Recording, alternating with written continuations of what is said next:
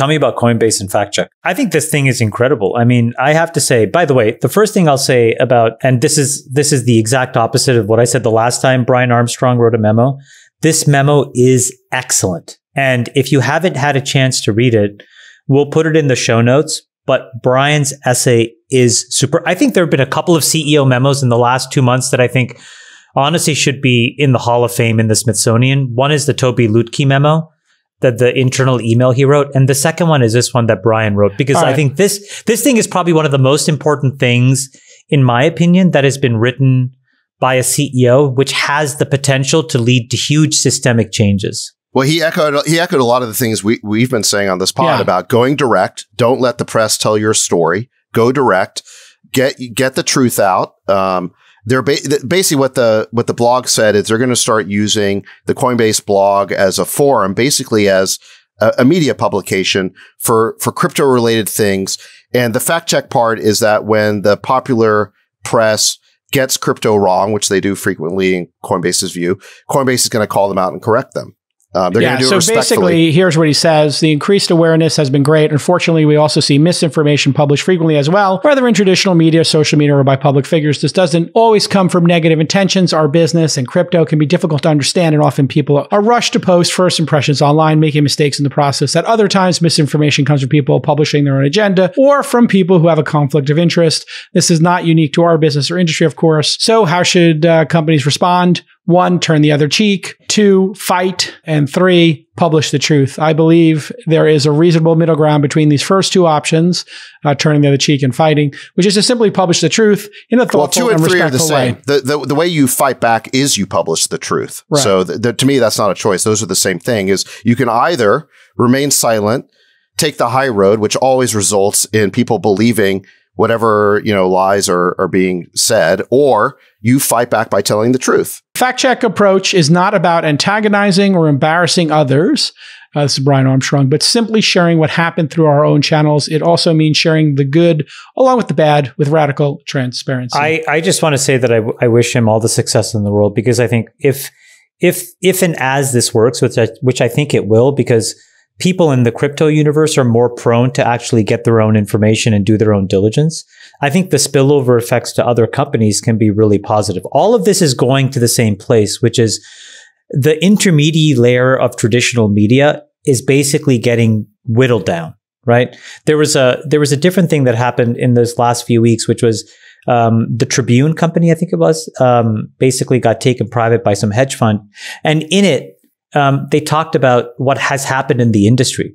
And the most incredible thing was the amount of revenue that has disappeared from newspapers. And literally from the tens of billions of dollars to basically single digit billions today over the last 20 years, which effectively means traditional media's revenue source is going away. And if then all of a sudden, if you take that media model away and there are no more economic incentives, then it stands to reason that the overarching incentives that remain are around reputation, which is then about facts. And so the fact that Coinbase will have a place that says, here are the facts, and we're going to put it on chain permanently on the record, that's, I think, a really powerful idea. Andreessen Horowitz, by the way, same situation. They're doing it in venture capital, one of the largest and most prolific and important sources of funding the future. They're on the record on chain in their own way, right? With their own media. And they're now helping to tell the stories of other folks through it. David Sachs, Sachs has put so much content in terms of teaching people about the business that he knows really well. But at the same time, he's also been able to write about what he thinks about certain things. And then eventually, on behalf of his companies, he'll be able to say things and do things as well. So all of a sudden, not all of a sudden, I guess we've seen it, but if we had to put a label on this, this is the dismantling of traditional media. It is happening in real time. And it's accelerating. It turns out, as a subject being interpreted as you're being through the New Yorker right now in your story, Chamath, and I am through my Business Insider profile, all these profiles that they do, they're interpreting your life when people could just tune into the podcast and hear us talk about it, right? And it's like you can go direct to the source and listen to 34 episodes of All In, or you could read some interpretation from somebody trying to get page views. Well, here's my observation. The thing is that people who create artifacts on a real-time basis. So in many ways, we have all collectively now started to create a weekly artifact of who we are as people. It leaves very little left over for interpretation. And so then unfortunately what happens is journalists trying to write content have to introduce some form of flourish to stand out. Yeah. Because if you're just repeating something that was said on the podcast or something that we said in a tweet, there's nothing left to talk about. It's kind of already been said. And so that's what creates boundary conditions for lying. And it's what creates boundary conditions for mistruths. And we've seen a handful of reporters back in the day fall into that trap. There was a couple writers in the New York Times that got pinched for lying. It's going to be harder and harder to lie. So in some ways, I'm actually pretty optimistic that that reputation management and truth will be easier to do in the future when this intermediary layer doesn't exist. But it'll take many other companies to do what Coinbase is doing, Andreessen, us in this podcast, us with our tweets and our memos and our posts. I think it's all in the good, positive direction.